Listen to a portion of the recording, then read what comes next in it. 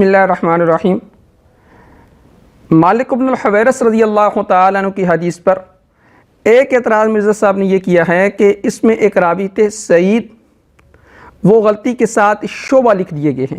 اگر آپ اس کے نقطے ہٹا دیں تو سعید اور شعبہ تقریباً ایک ہی طرح نظر آتے ہیں، اور امام نسائی رحمہ اللہ تعالیٰ کی جو اصل کتاب ہے نا سنن نسائی الکبریٰ، اس کے اندر سعید عن قتادہ اور قتادہ مدلس ہے۔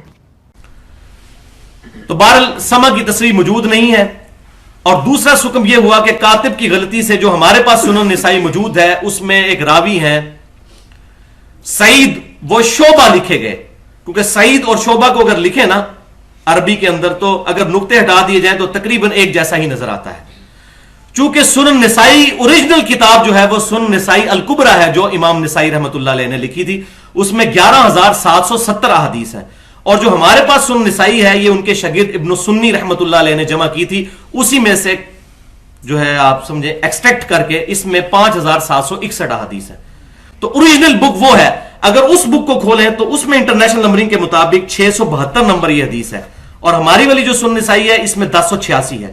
اس کو اگر کھولیں تو اس میں آپ کو ملے گا کہ سعید نے روایت کی ہے قتادہ سے، اور قتادہ مدلس ہے، مدلس دونوں جگہ موجود ہے، اور یہی وہ سنن نسائی الکبریٰ ہے جس کا ایک چیپٹر خصائص علی بھی ہے۔ تو گویا کہ اس حدیث سے جان چھڑانے کے لیے مرزا صاحب نے اس کا یہ سکم بیان کیا کہ اس کے اندر جو راوی شعبہ لکھ دیے گئے ہیں وہ غلطی کے ساتھ تھے، اصل راوی وہ سعید ہیں۔ تو ٹیکنیکل اعتبار سے اگر اس بات کو دیکھا جائے تو ٹیکنیکل اعتبار سے بھی یہ بات غلط ہے۔ چلیں مثال کے طور پر اس کو دیکھتے ہیں۔ اب سعید اور شعبہ ان دونوں کے شروع میں سین اور شین ہے، تو سین اور شین کے 3 قط ہیں، چلیں کہ نقطے ہٹا دیں تو دونوں ایک طرح ہو جائیں گے۔ پھر آگے عین ہے، دونوں میں پائی جاتی ہے۔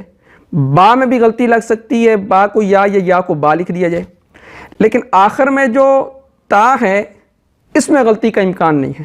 اس کی وجہ کہ شعبہ کے آخر میں جو تا ہے، خط جاننے والے وہ جانتے ہیں کہ اس کو ایسے لکھا جاتا ہے، تا اوپر کی طرف جاتی ہے، اور سعید کے آخر میں جو دال ہے وہ دال نیچے کی طرف آتی ہے، اس طرح اس کا خط بنتا ہے، ایک قط اس کا نیچے آتا ہے۔ تو شروع کے اعتبار سے اگر وہ ایک جیسے نظر بھی آئیں، لیکن آخر کے اعتبار سے دونوں کا قط وہ الگ الگ ہوتا ہے۔ تو سعید اور شعبہ یہ آخر میں قط کے اعتبار سے ایک طرح نہیں ہے۔ یہ تو تھا ٹیکنیکل جواب۔ اب میں ایک تحقیقی جواب پیش کرتا ہوں۔ تحفۃ الاشراف کے اندر شعبہ عن قتادہ، اسی طرح ابن قطان رحمہ اللہ تعالیٰ کی کتاب وہاں شعبہ عن قتادہ، مصری اور شامی نسخے وہاں شعبہ عن قتادہ۔ اس کا مطلب ہے کہ جتنے محدثین گزرے وہ سب مکھی پر مکھی مارتے چلے آئے ہیں، انہیں یہ پتہ نہیں چلا کہ امام نسائی رحمہ اللہ تعالیٰ نے یہ حدیث امام شعبہ سے نقل کی ہے یا امام سعید سے نقل کی ہے۔ یہاں پر مرزا صاحب نے مکھی پر مکھی ماری ہے۔ یہ حافظ زبیر علی زئی صاحب نے اپنی کتاب لکھی نا نور العینین، تو اس میں یہ اعتراض کیا ہے، اور مرزا صاحب نے وہاں سے اٹھا کر اپنے لیکچر کے اندر ریکارڈ کروا دیا۔ تو میں نے یہ دونوں باتیں آپ کے سامنے رکھتی، ٹیکنیکل اعتبار سے بھی اور تحقیقی اعتبار سے بھی۔ اچھا، امام نسائی رحمہ اللہ تعالیٰ کی اوریجنل کتاب دیکھیں، امام نسائی رحمہ اللہ تعالیٰ نے کتاب لکھی ہے سنن نسائی الکبریٰ۔ اب امام نسائی رحمہ اللہ تعالیٰ نے جب کتاب لکھ لی تو امیر وقت نے ان سے پوچھا کہ یہ بتلائیں کہ کیا اس کتاب کے اندر ساری حدیث صحیح ہیں؟ تو امام نسائی رحمہ اللہ تعالیٰ نے فرمایا اس میں صحیح بھی ہیں، حسن بھی ہیں۔ تو امیر وقت نے کہا کہ آپ ان میں سے وہ احادیث منتخب کریں جو صحت کے اعتبار سے اعلیٰ درجے کی ہوں۔ تو پھر امام نسائی رحمہ اللہ تعالیٰ نے وہ کتاب لکھی جو ہمارے پاس پائی جاتی ہے سنن نسائی صغریٰ، جسے مجتبیٰ بھی کہا جاتا ہے۔ لیکن یہاں پر میں وضاحت کرتا جاؤں کہ یہ دونوں کتابیں امام نسائی رحمہ اللہ تعالیٰ کے شاگردوں نے لکھی ہیں، جو امام نسائی رحمہ اللہ تعالیٰ کی طرف منسوب، یعنی ان کا اوپر نام لکھا جاتا ہے۔ الکبریٰ یہ ابن الاحمر نے لکھی ہے، اور جو صغریٰ ہے یہ ابن سنی رحمہ اللہ تعالیٰ نے لکھی ہے۔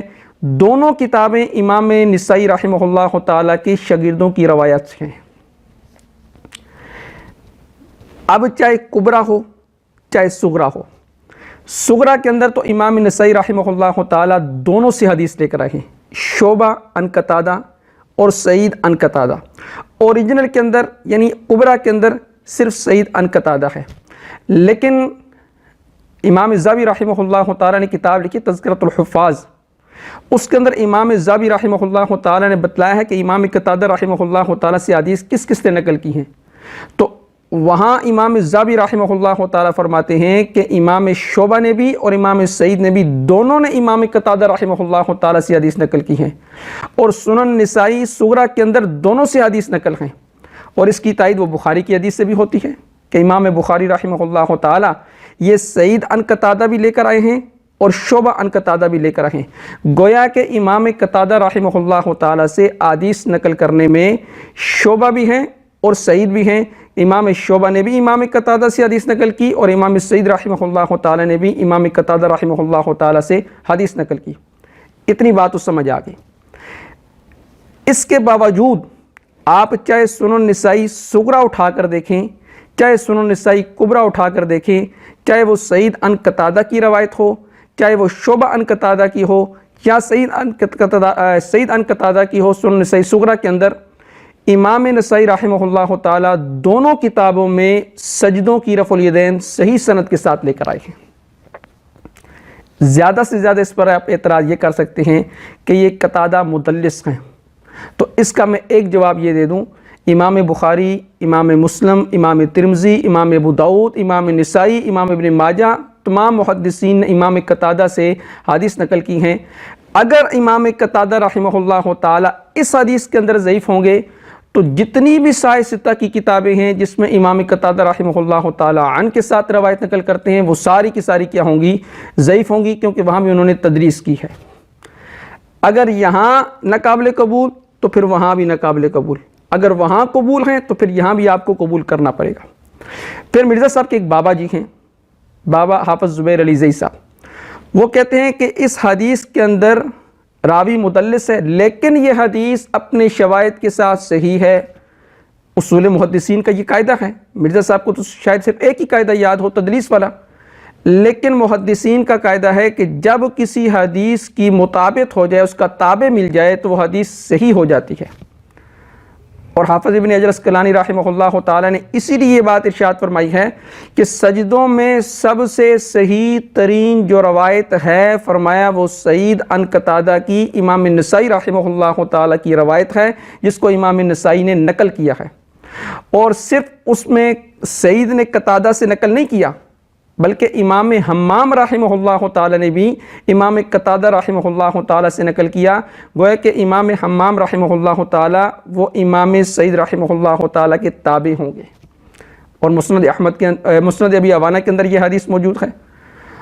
تو شواہد کے ساتھ وہ حدیث کیا ہو جاتی ہے؟ بالکل صحیح ہو جاتی ہے. بلکہ امام نسائی رحمہ اللہ تعالیٰ نے خود حشام دستوائی سے وہ حدیث نقل کی ہے، اور اس میں بھی سعیدوں کی رفع الیدین موجود ہے، اور اس میں تو سعید اور شعبہ دونوں نہیں ہیں. تو گویا کہ سعید کے مطابق یہ حشام دستوائی بھی ہیں اور امام حمام رحمہ اللہ تعالیٰ بھی ہیں، اور شواہد کی موجودگی میں وہ حدیث کیا ہوتی ہے؟ بالکل صحیح ہوتی ہے. تو لہٰذا سجدوں کی رفع الیدین الحمدللہ یہ آپ کے پاس ثابت ہو گئی. یہ تو تھا تحقیقی جواب. لیکن اب میں ایک جمال گوٹا بھی دیتا ہوں. مرزا صاحب نے کہا جی قتادہ یہاں بھی مدلس ہیں، اور جب تک مدلس کی روایت میں تصریح سما نہ ہو اس وقت تک وہ قابل قبول نہیں ہے. تو مرزا صاحب نے اپنے ایک لیکچر کے اندر ایک حدیث بیان کی تھی بخاری شریف کی، جس میں کہا تھا کہ جب مردے کو دفن کر کے جاتے ہیں نا، تو تھوڑی دیر کے لیے مردہ وہ جانے والوں کی قدموں کی آٹ بھی سنتا ہے. جہاں پہ سننا ثابت ہے وہ ہم مانتے ہیں. بخاری مسلم میں حدیث ہے کہ جب کسی کو آپ دفنا کے جاتے ہیں نا، تو مردے کے دفنانے والے لوگوں کے قدموں کی چاپ بھی مردہ سنتا ہے. بس اتنا. تو کہتے ہیں جی جتنا سننا آئے اتنا ہم بھی مانتے ہیں. تو مرزا صاحب سے میرا سوال یہ ہے کہ آپ کیوں مانتے ہیں اس روایت کو نقل کرنے والے بھی سعید عن قتادہ عن انس ہیں؟ تو وہاں بھی وہ روایت سعید عن قتادہ سے. یہ میری طرف سے جمال گوٹا. اگر قتادہ کی تدریس کی وجہ سے اس حدیث کو آپ رد کر رہے ہیں، تو آپ کو چاہیے تھا کہ وہ قبر میں دفن کرنے کے بعد جب لوگ جاتے ہیں اور مردہ ان کی جوتوں کی آواز بھی سنتا ہے، تو اس حدیث کو بھی آپ کو رد کرنا چاہیے تھا. کیونکہ جیسے یہاں قتادہ مدلس ہے، وہاں بھی قتادہ کیا ہیں؟ مدلس ہیں. یہ ہے میری طرف سے مرزا صاحب کو جمال گھوٹا. اور میں مرزا صاحب سے اتنی امید ضرور رکھوں گا کہ یہ الحمدللہ مسئلے کے ثابت ہو جانے کے بعد اب وہ سجدوں میں رفع الیدین شروع کر دیں گے، کیونکہ وہ کہتے ہیں جی میں حق بات کو قبول کرتا ہوں. حق بات قبول کرتا ہوں، جہاں پر اختلاف رائے ہو میں الحمدللہ ڈنکے کی چوٹ پہ اپنا اختلاف ریکارڈ کرواتا ہوں۔ باقی اس پر اگر یہ کوئی اعتراض کرے کہ جب سجدوں میں رفع الیدین کرنے کی حدیث بالکل صحیح ہے تو آپ کیوں نہیں کرتے؟ بھائی ہم تو کہتے ہیں کہ ہر حدیث سنت نہیں ہوتی، اور نبی اکرم صلی اللہ علیہ وسلم سجدوں میں رفع الیدین کرتے تھے، وہ ترک ہو گئی۔ آپ رکوع میں بھی کرتے تھے، وہ ترک ہو گئی، اور پہلی تکبیر تحریمہ کے وقت نبی اکرم صلی اللہ علیہ وسلم سے رفع الیدین بالکل باقی ہے۔ یہ الحمدللہ احناف کا مسلک ہے اور جو صحیح حدیث سے ثابت ہے۔